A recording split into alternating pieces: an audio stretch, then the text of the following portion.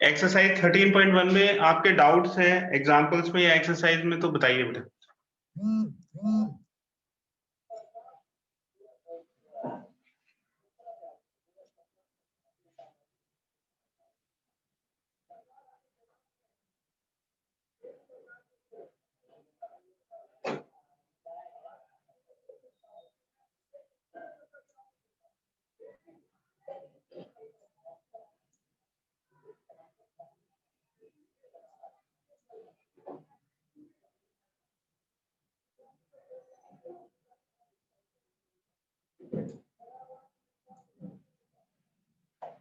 Example number 7,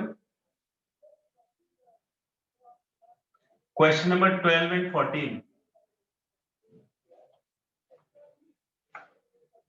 और बताइए बेटा, और किसी को कोई डाउट्स है तो?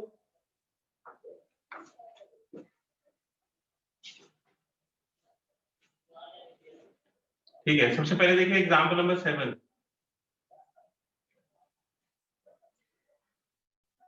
Consider the experiment of tossing a coin. एक कॉइन को टॉस करना है। Question number 11 and 13।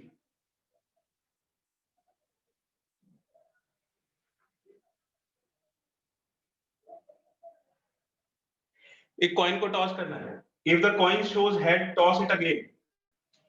तो अगर आप एक कॉइन को टॉस करते हो तो या तो हेड आएगा या टेल आएगा।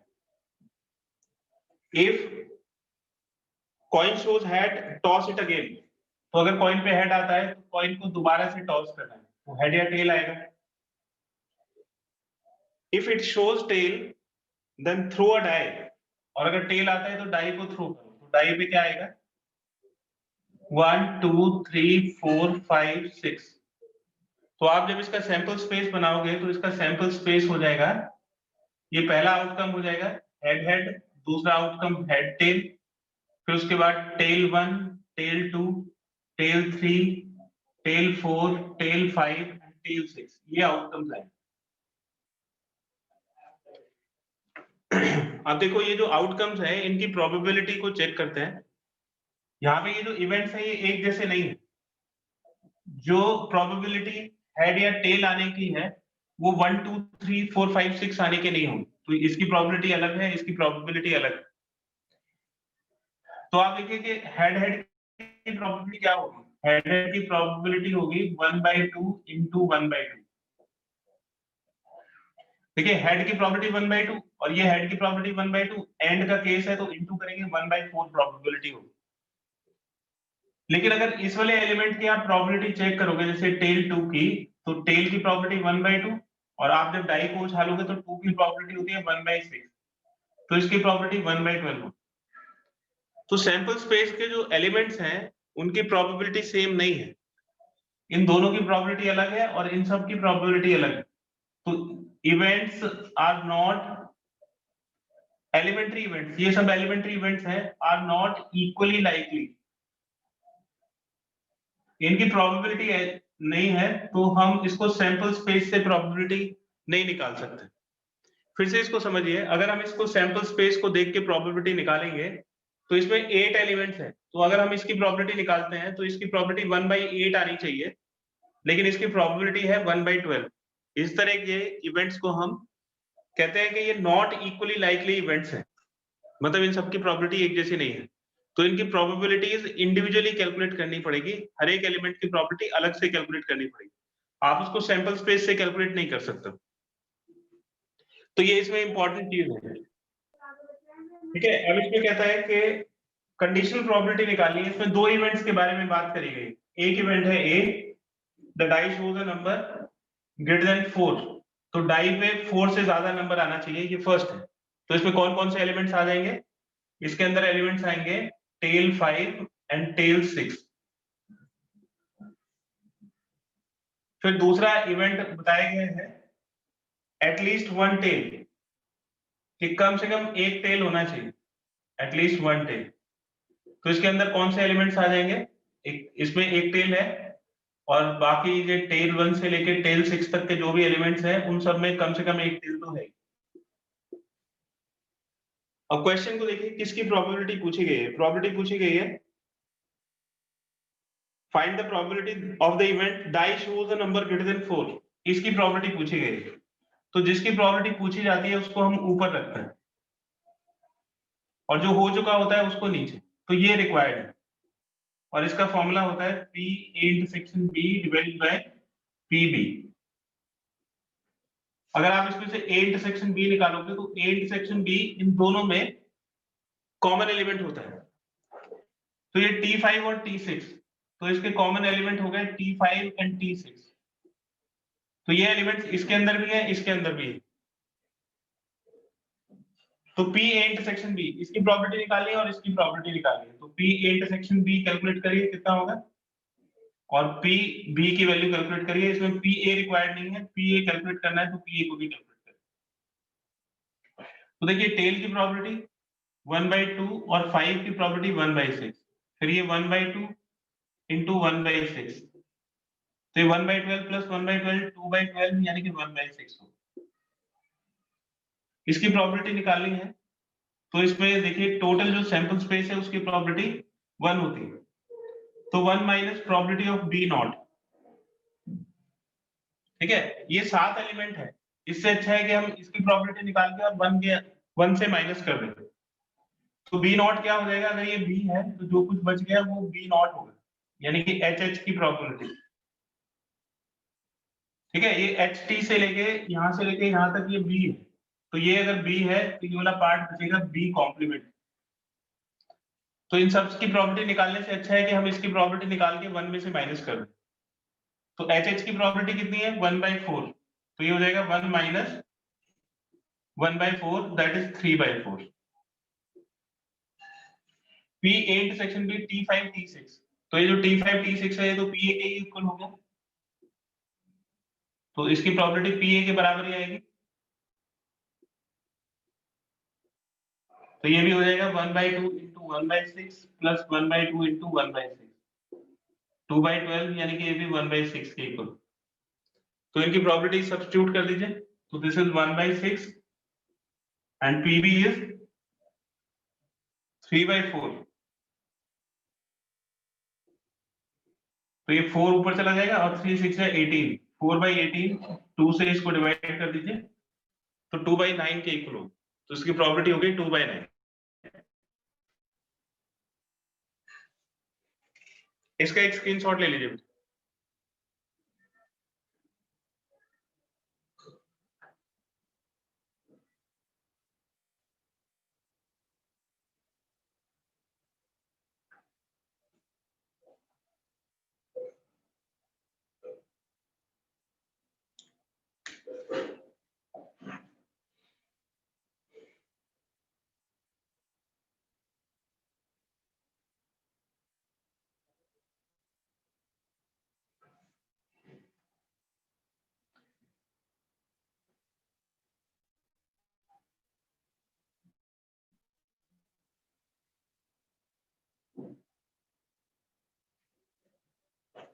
इसके बाद देखिए क्वेश्चन नंबर 11।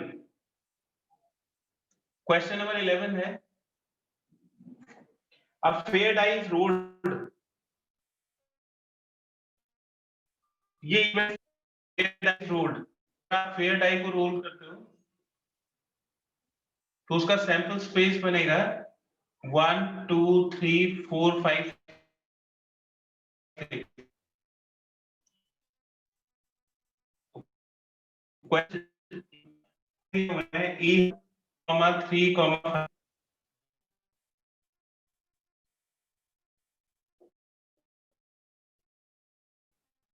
क्या हुआ है 2, 3। फिर अब देखिए फर्स्ट पार्ट में P F रिक्वायर्ड है और P F by E required, तो इन दोनों की प्रॉपर्टी पूछिए। तो P E by F का फॉर्मूला हो जाएगा P E intersection F divided by P F। तो इस दोनों में से E इंटरसेक्शन F की वैल्यू निकालें। तो अगर आप E इंटरसेक्शन F कैलकुलेट करोगे तो E और F में एक ही एलिमेंट कॉमन है दैट इज 3, ये E इंटरसेक्शन F आ गया। तो इसकी प्रॉपर्टी हो जाएगी, इसमें सिर्फ एक ही एलिमेंट है और टोटल एलिमेंट 6 है, तो इसकी प्रॉपर्टी 1/6। और f के अंदर दो एलिमेंट्स है तो इसकी प्रोबेबिलिटी 2/6, तो 6 से 6 कैंसिल हो जाएगा और प्रोबेबिलिटी 1/2 के इक्वल आ जाएगी। फिर p f/e ये हो जाएगा p e intersection f divided by p e। p intersection f फिर से 1/6 और p e अगर आप इसकी प्रॉपर्टी निकालोगे तो इसकी प्रॉपर्टी 3/6 आ जाएगी, तो ये 1/3 के इक्वल होगा। सेकेंड पार्ट बिल्कुल इसी की तरह हो जाएगा, e/g और g/e की प्रॉपर्टी पूछी है, तो सेकेंड पार्ट बिल्कुल आप इसी की तरह कर लोगे। तो सेकेंड पार्ट है p e/g, तो इसकी वैल्यू हो जाएगी probability of e intersection g divided by pg। तो e इंटरसेक्शन g, इसमें e और g का इंटरसेक्शन कैलकुलेट करना पड़ेगा। तो इसमें दो एलिमेंट कॉमन है 3 और 5, तो ये 3,5 हो जाएगा, तो इसकी प्रोबेबिलिटी 2/6 और pg हो जाएगा 4/6, तो ये 2/4 दैट इज 1/2 के इक्वल है। फिर दूसरा पार्ट इसमें पूछा गया है pg/e, तो हो जाएगा p e intersection g divided by pe, तो ये 2/6 हो गया और pe की वैल्यू हो गई 3/6, तो 6 से 6 कैंसिल होकर 2/3 के इक्वल हो जाए। अब इसमें थर्ड पार्ट पूछा गया है, थर्ड पार्ट देखिए p e union f divided by g, ये रिक्वायर्ड है। तो जो e यूनियन f है वो क्या होगा, e यूनियन f को देखिए, e union f is equal to e और f का यूनियन निकालो, तो हो जाएगा 1 2 3 5। इसको एक नया सेट कंसीडर कर लो, जैसे इसको मैंने m कंसीडर कर लिया कि ये m है, तो e union f is nothing but a set, है ना, ये भी एक नया सेट बन गया। तो आप e यूनियन f को h कंसीडर कर लीजिए या m कंसीडर कर लीजिए, तो ये m अपॉन g होगी। अब जैसे इसको कैलकुलेट किया था वैसे ही p m अपॉन g को कैलकुलेट कर लेंगे, हो जाएगा p m intersection g divide by pg।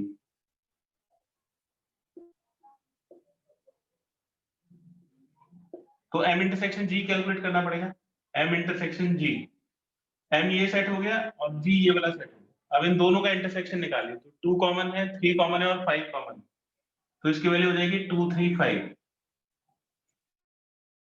तो इसकी प्रॉपर्टी 3/6 और pg हो जाएगा 4/6, तो इसकी प्रॉपर्टी हो गई 3/4। इसमें जो सेकंड पार्ट है p e intersection f upon g, ये भी बिल्कुल इसी तरह से करेंगे, p e intersection f upon g। तो e इंटरसेक्शन f कैलकुलेट करिए, e इंटरसेक्शन f कितना होगा, e और f का इंटरसेक्शन, तो इसमें सिर्फ एक ही एलिमेंट कॉमन है 3, ये 3 आ गया और इसको हमने n सपोज कर लिया, तो हो जाएगा p n अपॉन g, और इसका फॉर्मूला हो जाएगा p n intersection g divide by pg। अब n इंटरसेक्शन g कैलकुलेट करिए, n इंटरसेक्शन g, तो n और g का इंटरसेक्शन निकालेंगे, इसमें सिर्फ एक ही एलिमेंट कॉमन है 3,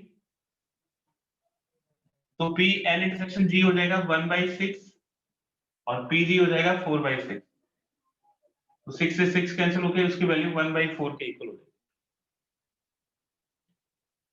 ठीक है, तो इसमें जो नई चीज है वो ये है कि इंटरसेक्शन और यूनियन का इन्वॉल्वमेंट है, लेकिन वो भी एक सेट ही होता है, मतलब एक इवेंट है, तो उसको एक नया नाम दे दोगे तो ये आसानी से फिर समझ में आ जाएगा। इसका एक स्क्रीनशॉट ले लीजिए।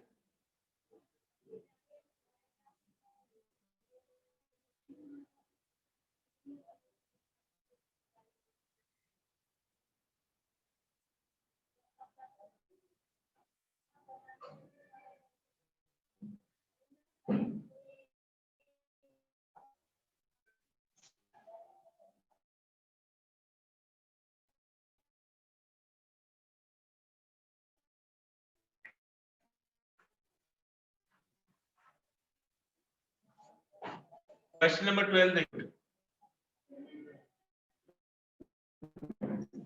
अच्छा, equally likely to be a boy or girl if a family has 2 children, तो अगर फैमिली में 2 बच्चे हैं, फैमिली है, तो उसका सैंपल स्पेस क्या बनेगा? तो हो सकता है कि जो फर्स्ट चाइल्ड है वो बॉय हो और दूसरा भी बॉय हो। ऐसा हो सकता है कि फर्स्ट बॉय और दूसरा गर्ल हो, गर्ल बॉय हो सकता है, या बॉय बॉय हो सकता है ना। जो पहले बॉर्न है, ठीक है, वो ओल्डर है, सर और जो बाद गर्ल भी तो में हो सकता है। वो यंगर है। ठीक है, तो जो पहले लिखा हुआ है वो बड़ा बच्चा है और जो बाद में लिखा हुआ है वो छोटा बच्चा है, इसका ध्यान रखिए। तो एक एल्डर है और दूसरा यंगर। अब जो है वो कौन कौन से इवेंट हैं वो इसमें पूछा है, what did event there both are girls. Condition निकालनी है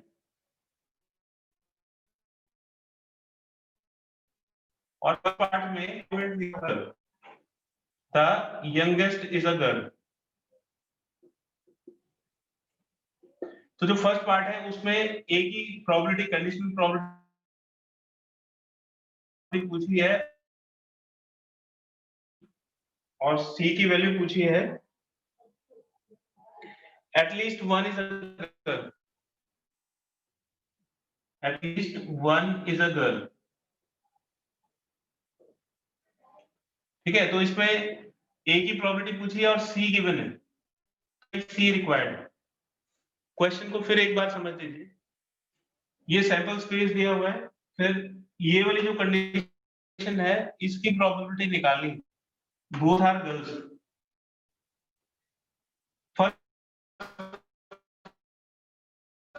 और दूसरे केस में तो बोथ आर गर्ल्स में, सॉरी ये जी जी हो जाएगा, बोथ आर गर्ल्स। इसमें सिर्फ एक केस आएगा, एक में सिर्फ एक केस आएगा और इसकी प्रोबेबिलिटी निकालो। यंगेस्ट इज अ गर्ल, तो यंगेस्ट इज अ गर्ल मतलब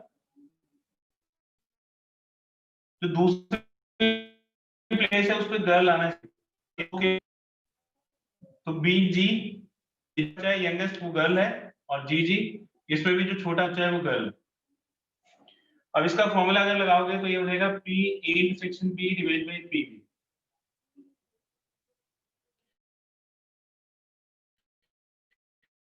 ठीक है, अब इसकी वैल्यू निकालिए पी ए इंटरसेक्शन बी को।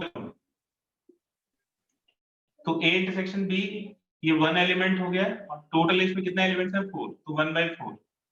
और पी बी इसमें 2 एलिमेंट है तो 2/4 और इसकी प्रोबेबिलिटी आ गई 1/2। इसी तरह से जब इसकी वैल्यू निकालेंगे तो ये हो जाएगा P A intersection C divided by P C. तो at least one is a girl, इसमें कौन कौन से एलिमेंट आ जाएंगे? कम से कम एक बच्चा गर्ल है, तो ये आ सकता है, इसमें ये आ सकता है, ये आ सकता है। तो इसमें 3 एलिमेंट हो गए, बी जी, जी बी और जी डी। अब इन दोनों का इंटरसेक्शन निकालें, ए और सी का इंटरसेक्शन। ये ए है और ये सी है, तो ए और सी का इंटरसेक्शन हो गया। इसमें तो एक ही एलिमेंट है वो इसमें कॉमन है, तो ये जी जी आ गया। तो P A intersection C, one element out of 4 elements, तो 1/4 हो गया। और पीसी, पीसी में 3 एलिमेंट्स हैं तो 3 आउट ऑफ 4, तो उसकी प्रोबेबिलिटी हो गई 1/3। तो फर्स्ट पार्ट की प्रोबेबिलिटी 1/2 और सेकंड पार्ट की प्रोबेबिलिटी 1/3।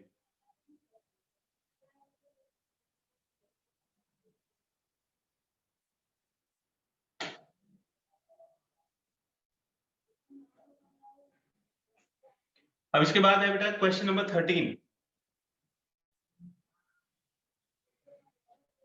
इसका एक स्क्रीनशॉट ले लीजिए, क्वेश्चन नंबर 13 देखिए।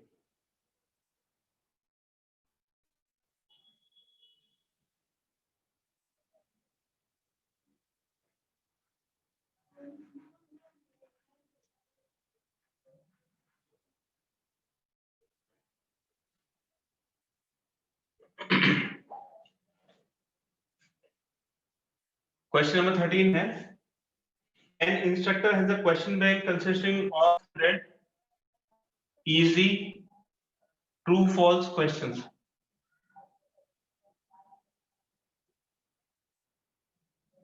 200 difficult, 200 difficult true false questions. उसके बाद 500 easy multiple choice question, और उसके बाद 400 difficult मल्टीपल चॉइस क्वेश्चन। ये इंफॉर्मेशन दी हुई है कि एक क्वेश्चन में इस तरह के क्वेश्चंस हैं। If a question is selected at random from the question bank, what is the probability that it will be an easy question? तो इसमें एक इवेंट दिया हुआ है an easy question। तो जो क्वेश्चन सेलेक्ट किया जाता है क्वेश्चन बैंक से वो एक इजी क्वेश्चन होगा, ये एक इवेंट है। और दूसरा इवेंट है given that it is a MCQ, an MCQ। Probability किसकी रिक्वायर्ड है? What is the probability that it will be an easy question? इसकी प्रोबेबिलिटी रिक्वायर्ड है। तो आपसे पूछा गया है P, जिसकी प्रोबेबिलिटी पूछी जाती है उसको ऊपर रखते हैं और जो गिवन है उसको नीचे। तो P A/B रिक्वायर्ड है। ये क्वेश्चन का फ्रेम है। अब जिसकी रिक्वायरमेंट है उसको कैलकुलेट कर लीजिए। तो total number of element in sample space, sample space में कुल कितने एलिमेंट होंगे? 3 2 6 5 11 3 2 5 5 10 and 1 1400। तो सैंपल स्पेस में टोटल 1400 एलिमेंट्स हैं। इजी क्वेश्चन कितने हैं? इससे इसकी प्रोबेबिलिटी हम निकाल सकते हैं। तो इजी ये वाले क्वेश्चंस हैं और 300 प्लस 500 800 क्वेश्चंस हैं आउट ऑफ 1400। फिर एमसीक्यू देखिए, एमसीक्यू कितने हैं तो उसकी प्रोबेबिलिटी निकल जाएगी। एमसीक्यू है, ये एमसीक्यू है 5 + 4 900 एमसीक्यू। फिर इन दोनों का इंटरसेक्शन निकालिए। इंटरसेक्शन का मतलब तो ये जिसमें ये दोनों प्रॉपर्टीज हो, इजी एंड एमसीक्यू। इसमें कितने एलिमेंट्स होंगे? इजी एंड एमसीक्यू, मतलब जो इजी है वो एमसीक्यू भी होने चाहिए। तो इजी एमसीक्यू है 500, तो इसकी प्रोबेबिलिटी हो जाएगी 500/1400। अब इसका फॉर्मूला लगाइए और वैल्यू सब्स्टिट्यूट कर दीजिए। तो इसकी वैल्यू हो जाएगी P/A/B डिवाइडेड बाय PB। तो P/A/B कितना हो गया? 500 डिवाइडेड बाय 1400 और PB की वैल्यू हो गई 900 डिवाइडेड बाय 1400। ये कैंसिल हो गया, तो ये हो गया 500 डिवाइडेड बाय 900, ये कैंसिल और प्रोबेबिलिटी हो गई 5/9।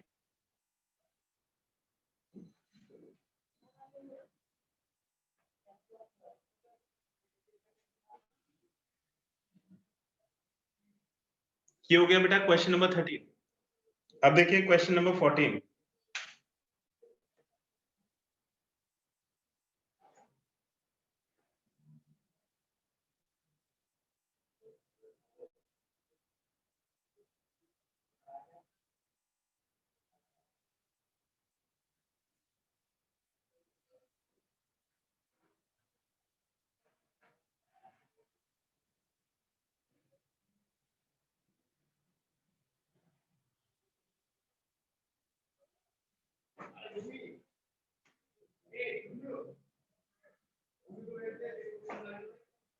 Given that the two numbers appearing on throwing two dice are different, find the probability of the event the sum of the numbers of the two dice is 4।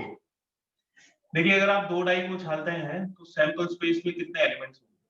तो first पे 6 और second पे 6, 36 elements total होंगे sample space के अंदर।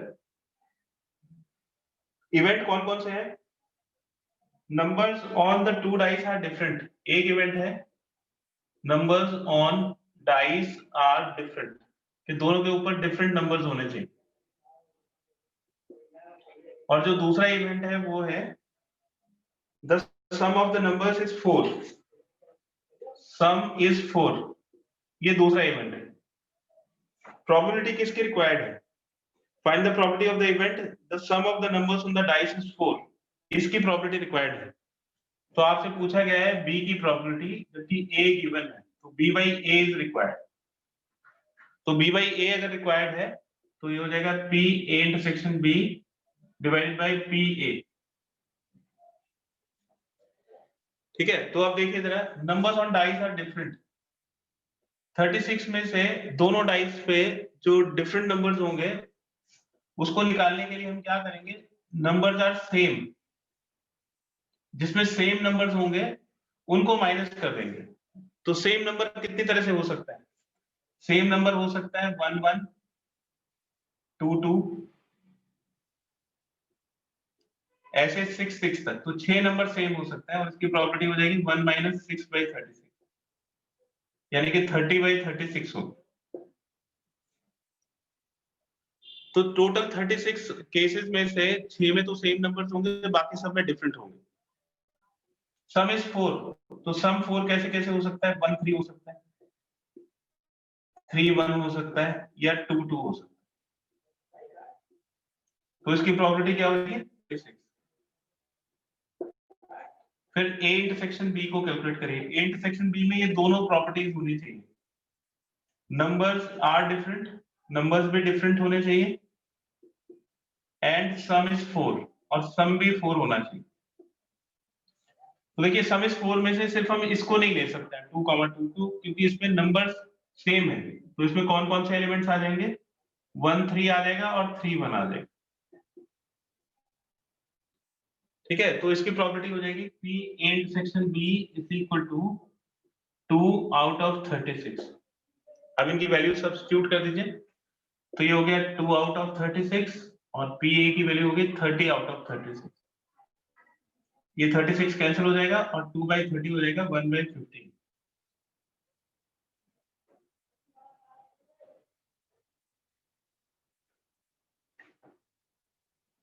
इसका एक screenshot ले लीजिए।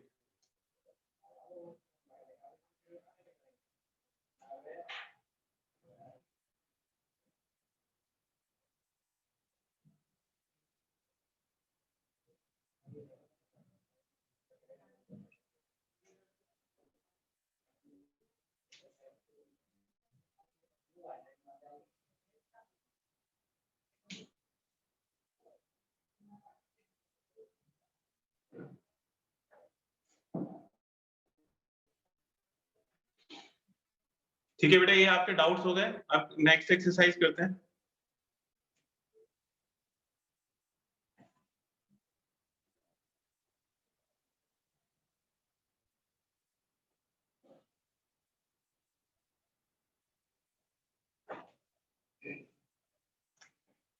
नेक्स्ट एक्सरसाइज में है 1 by 1 अकरेंस,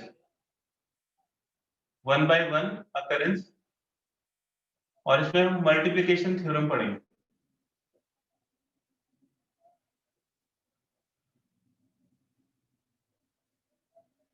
मल्टीप्लिकेशन थ्योरम में दो इवेंट होते हैं, ए एंड बी, और हम उनके होने की प्रोबेबिलिटी निकालते हैं 1 by 1।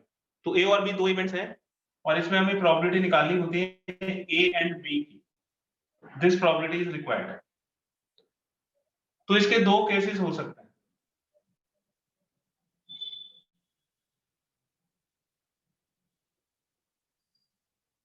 ए अकर्स फर्स्ट, ए पहले होगा, एंड बी आफ्टरवर्ड्स, और बी उसके बाद में होगा।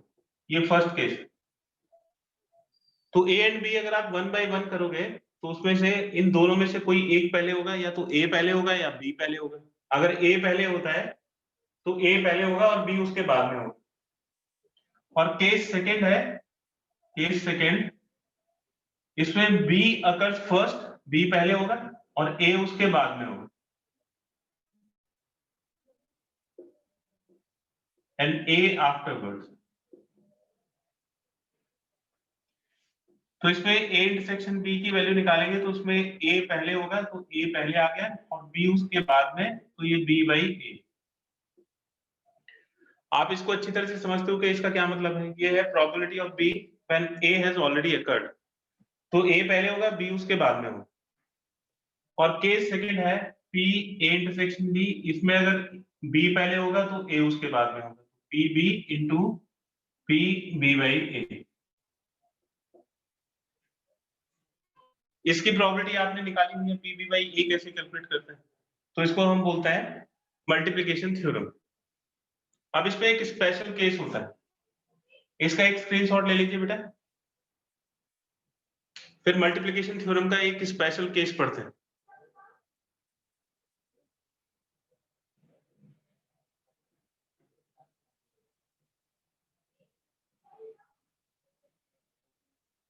तो स्पेशल केस है म्यूचुअली इंडिपेंडेंट इवेंट्स।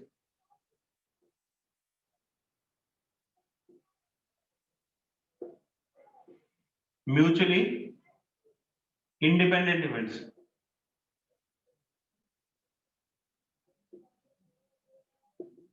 देखिए इंडिपेंडेंट का मतलब आप समझते हैं कि इवेंट्स इंडिपेंडेंट है, मतलब आपस में एक दूसरे का कोई रिलेशन नहीं। ए से बी को कोई फर्क नहीं पड़ता, ए पहले हो गया उससे बी को कोई फर्क नहीं पड़ेगा, या बी पहले हो गया है उससे ए को कोई फर्क नहीं पड़ेगा। तो देखिए उसको करेक्ट कर लीजिएगा बेटा, या मैं अभी भी लिख रहा हूं तो उस वाले स्क्रीनशॉट को छोड़ दीजिएगा। ये बी पहले हो गया और ए उसके बाद में होगा, तो ए बाद में आएगा और बी पहले हो चुका। तो इंडिपेंडेंट इवेंट्स का ये मतलब है कि ए से बी को कोई फर्क नहीं पड़ेगा, बी से ए को कोई फर्क नहीं पड़ेगा। तो इसमें ये मतलब है कि अगर पी बी बाई ए है तो ये पी बी के इक्वल होगा, और क्योंकि ए से बी को कोई फर्क नहीं पड़ने वाला है, और जो पी ए बाई बी है वो किसके इक्वल होगा, बी से ए को कोई फर्क नहीं पड़ेगा, तो ये पी ए के बराबर होगा। तो पहले क्या हुआ है उससे दूसरे इवेंट पे कोई फर्क नहीं पड़ता, तो ए पहले हो गया है, बी की प्रॉपर्टी वही रहेगी, तो ए के होने से वो बदलेगी नहीं। और अगर बी पहले हो गया तो ए की प्रॉपर्टी सेम ही रहेगी, मतलब ए पहले हो चुका है उससे बी को कोई फर्क नहीं पड़ता, बी पहले हो गया उससे ए को कोई फर्क नहीं पड़ता। तो फिर पी ए इंटरसेक्शन बी क्या हो जाएगा, P A intersection B is equal to P A into P B. ये कंडीशन है म्यूचुअली इंडिपेंडेंट इवेंट्स। तो अगर आपको चेक करना है कि इवेंट्स म्यूचुअली इंडिपेंडेंट है या नहीं है, तो ये तीनों वैल्यूज आपको निकालनी पड़ेंगे। जैसे हमने एक्सरसाइज फर्स्ट में हर एक क्वेश्चन में ये किया था, पी ए कैलकुलेट किया था, पी बी कैलकुलेट किया था, फिर P A intersection B calculate किया था। इन तीनों के वैल्यूज निकाल के फिर आप P A into P B को चेक करोगे, अगर वो पी ए इंटरसेक्शन बी के इक्वल आता है तब तो वो म्यूचुअली इंडिपेंडेंट होंगे, और अगर पी ए इंटरसेक्शन बी के इक्वल नहीं आता है तो फिर वो म्यूचुअली इंडिपेंडेंट नहीं होंगे। इसका एक स्क्रीनशॉट ले लीजिए बेटा।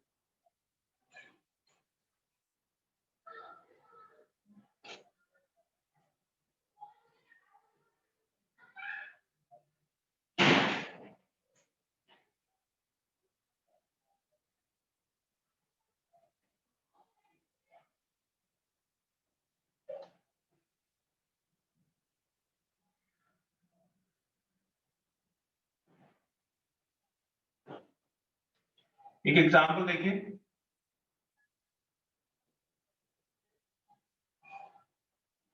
a die is thrown, e event दिया हुआ है, नंबर इज इवन, और f इवेंट दिया हुआ है, नंबर इज प्राइम। ये दो इवेंट दिए हुए और क्वेश्चन में पूछा है R E and F independent.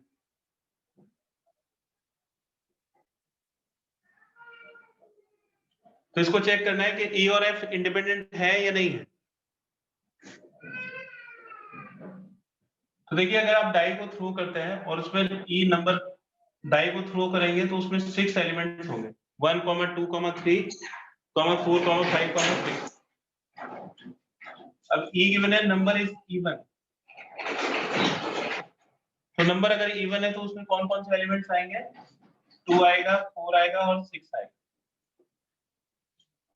तो इसकी प्रॉपर्टी हो जाएगी 3/6, और f गिवन है नंबर इज प्राइम, तो इसमें कौन कौन से एलिमेंट्स आएंगे प्राइम नंबर में, 1 प्राइम नहीं होता है, 2 प्राइम होगा, 3 प्राइम होगा और 5 प्राइम होगा। तो इसमें भी 3 एलिमेंट्स आएंगे, तो ये 3/6 होगा। फिर इनका इंटरसेक्शन कैलकुलेट करेंगे, ई इंटरसेक्शन एफ। तो ई और एफ का इंटरसेक्शन निकालो, 2, 4, 6 और 2, 3, 5, तो इसमें ये 2 हो गए, इसकी प्रॉपर्टी हो गई 1/6। अब इंडिपेंडेंट को चेक करने के लिए हम P E into P F calculate करते हैं। जैसे P A into P B होता है, इसमें ए की प्लेस पे ई है और बी की प्लेस पे एफ है, तो पीई इंटू पी एफ, तो पीई हो गया 3/6 और पी एफ भी हो गया 3/6, यानी कि 1/2 इंटू 1/2। ये 1/4 के इक्वल आ गया, और P इंटरसेक्शन F 1/6 है, तो therefore PE intersection F is not equal to PE into PF, तो ये PE into PF के इक्वल नहीं है, तो therefore E and F are not independent, तो E और F जो है वो इंडिपेंडेंट नहीं है। इसका एक स्क्रीनशॉट ले लीजिए बेटा।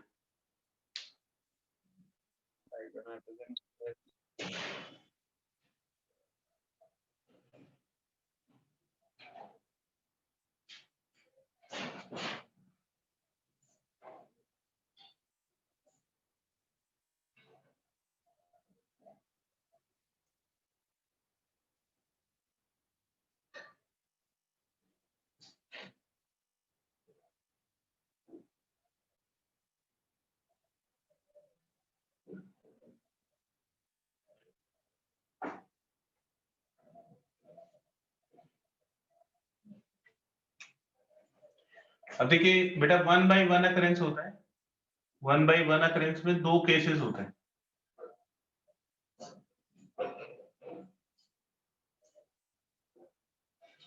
एक होता है विदाउट रिप्लेसमेंट और एक होता है विद रिप्लेसमेंट।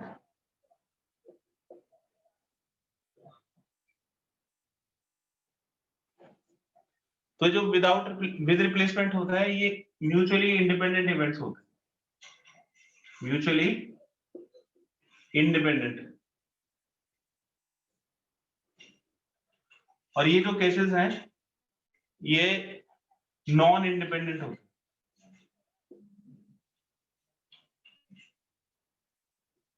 तो इसमें तो हम फॉर्मूला लगाते हैं ए इंटरसेक्शन बी का P A into P V by A, और इसमें फॉर्मूला लगाते हैं पी ए इंटरसेक्शन बी का P A into P B. ठीक है, तो आपको जब ये दिया हुआ होगा 1/1 विदाउट रिप्लेसमेंट तो ये वाला फॉर्मूला लगाना है, और अगर ये दिया होगा 1/1 विद रिप्लेसमेंट तो ये वाला फॉर्मूला लगाना है। इसका एक एग्जांपल देखें, एक बैग में 4 व्हाइट और 5 ब्लैक बॉल्स हैं, 4 white and 5 black balls, 2 balls are drawn 1/1, ठीक है, 2 बॉल्स हैं 1/1 निकाली जाती है विदाउट रिप्लेसमेंट।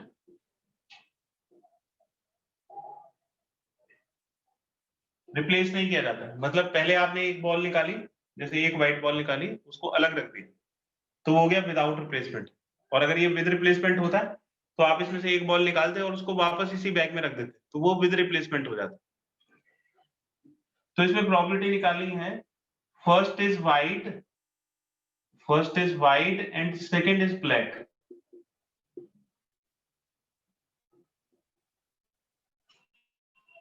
तो पहली जो बॉल निकालेंगे वो व्हाइट होगा और दूसरी बॉल जो बॉल निकालेंगे वो ब्लैक होगी। तो व्हाइट 1 का मतलब है first drawn ball is white, और B2 का मतलब है second drawn ball is black. ठीक है, तो इसमें ये वाला फॉर्मूला लगे, तो इसकी वैल्यू हो जाएगी first is white and second is black, तो ये हो जाएगा B2/W1। ठीक है, अब इसकी वैल्यूज रखते हैं। अगर इसमें से एक व्हाइट बॉल निकालोगे तो उसकी प्रोबेबिलिटी हो जाएगी 4C1 divided by 9C1 into, अब इसमें से एक व्हाइट बॉल निकाल के उसको रिप्लेस नहीं किया, अलग रख दिए, है ना। तो जब इसको अलग रख देंगे तो इसमें 4 व्हाइट की जगह 3 व्हाइट बॉल रह जाएंगे, मतलब ये जो 4 व्हाइट बॉल्स हैं इसकी जगह 3 व्हाइट बॉल्स रह जाएंगे। अब ये बैग ऐसा हो गया, इसमें 3 व्हाइट है और 5 ब्लैक है। व्हाइट, पहली वाली जो व्हाइट है वो निकल चुकी है, अब आपको दूसरी बॉल निकालनी है और वो ब्लैक होनी चाहिए। तो अब इसमें से अगर ब्लैक बॉल निकालोगे तो इसकी प्रोबेबिलिटी हो जाएगी 5C1/8C1, और NC1 N के इक्वल होता है, तो ये 4/9 हो गया और ये 5/8 हो गया। तो ये 4 से 8 कैंसिल हो जाएगा 2 टाइम्स, और इसकी प्रोबेबिलिटी हो जाएगी 5/18। अब इसी क्वेश्चन को दूसरी तरह से करता है विद रिप्लेसमेंट के साथ। ये बैग में 4 व्हाइट और 5 ब्लैक बॉल्स हैं और 2 बॉल्स निकाली जाती है 1 by 1. 2 balls are drawn 1 by 1 with replacement. ये वाली जो बॉल है वो रिप्लेसमेंट के साथ निकाली जाती है. मतलब पहले एक बॉल निकाली, उसको बैग में फिर वापस रख दिया, फिर दूसरी बॉल निकाली. तो इसमें प्रोबेबिलिटी रिक्वायर्ड है first is white and second is black. First is white and second is black.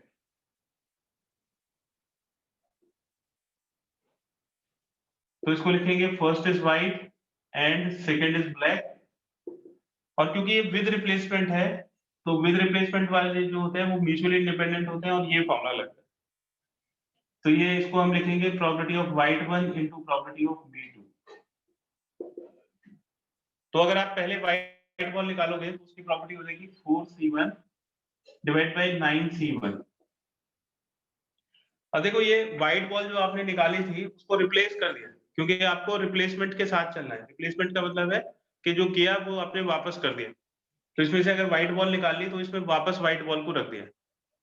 फिर आपने एक ब्लैक बॉल निकाली तो इसमें जैसे एक बॉल कम हो गई थी, इसमें एक बॉल कम नहीं होगी, वो ऐसे ही रहेगी. अब इसमें से अगर आपको एक ब्लैक बॉल निकाली है तो उसकी प्रॉपर्टी हो जाएगी 5C1 अपॉन 9C1. तो ये हो जाएगा 4/9 और ये हो जाएगा 5/9. तो इसकी प्रॉपर्टी हो जाएगी 20/81.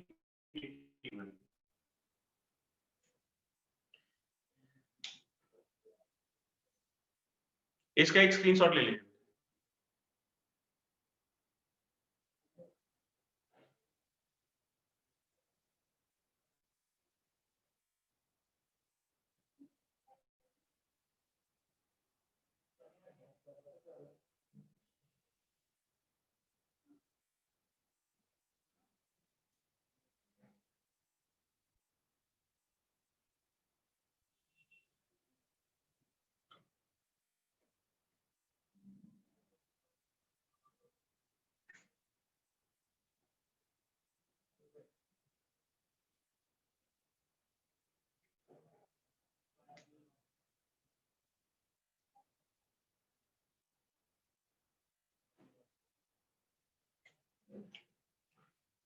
नेक्स्ट टॉपिक है बेटा सेट थ्योरी इन प्रोबेबिलिटी.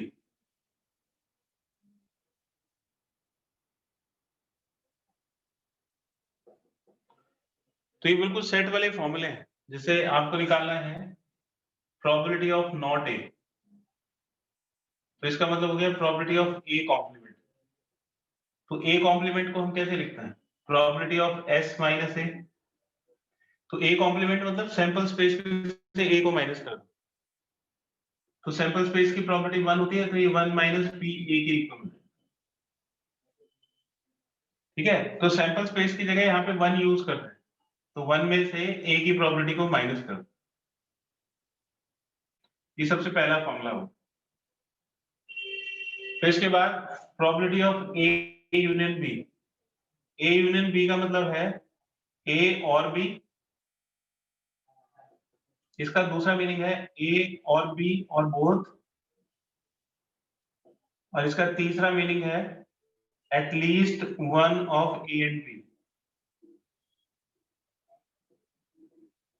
तो इन तीनों में से कोई सा भी सेंटेंस लिखा हुआ है तो उसका मतलब probability of A union B हो जाएगा. और इसका फॉर्मूला होगा probability of A plus probability of B minus probability of A intersection B. A intersection B का मतलब है both A and B together. इसमें ए और बी दोनों एक साथ हो.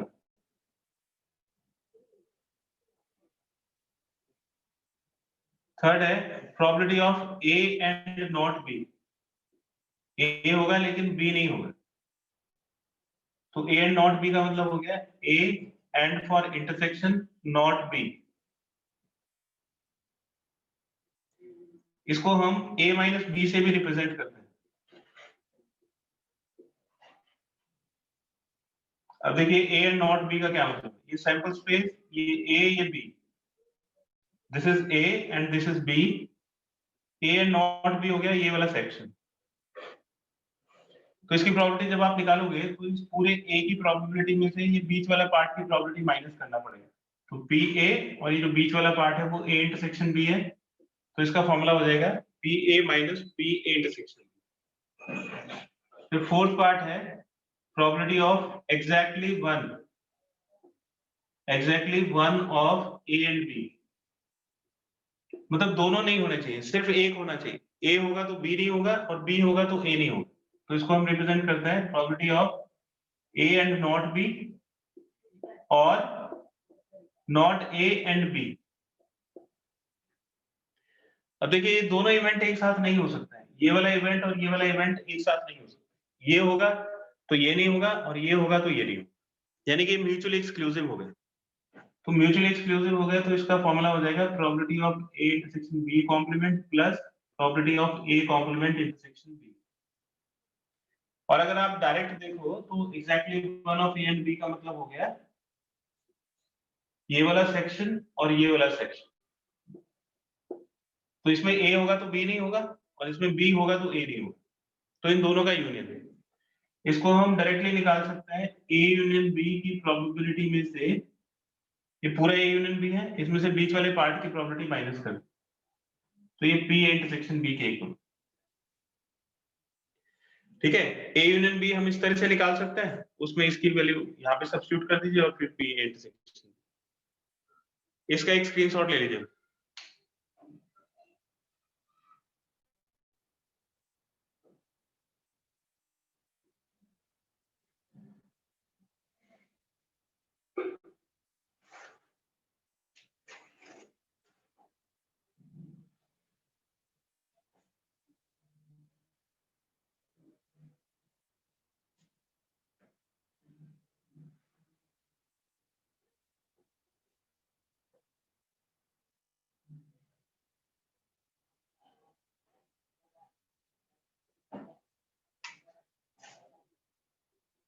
नेक्स्ट पार्ट है बेटा probability of neither A nor be,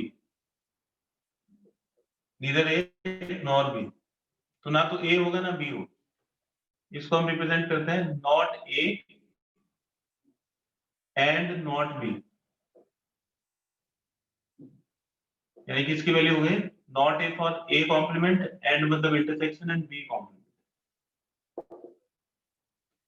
तो ये किसके इक्वल होगा, ये आपने डी मॉर्गन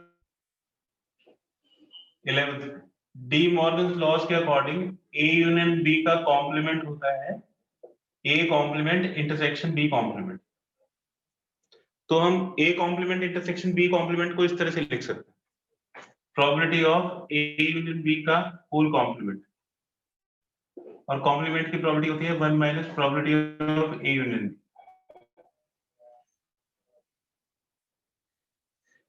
ठीक है, फिर नेक्स्ट है प्रोबेबिलिटी ऑफ नॉट ए और नॉट बी। नॉट ए का मतलब ए कॉम्प्लीमेंट और के लिए यूनियन और बी कॉम्प्लीमेंट, तो probability of A complement union B complement. De Morgan laws का दूसरा फॉर्मूला होता है डी मॉर्गन लॉज, तो ए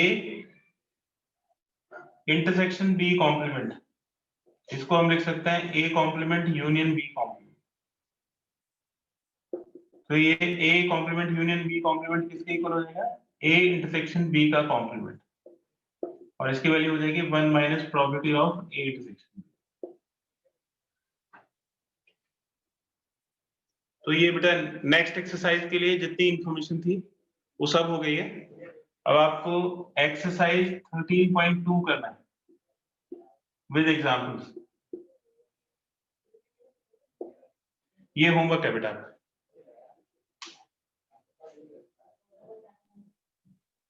Mhm.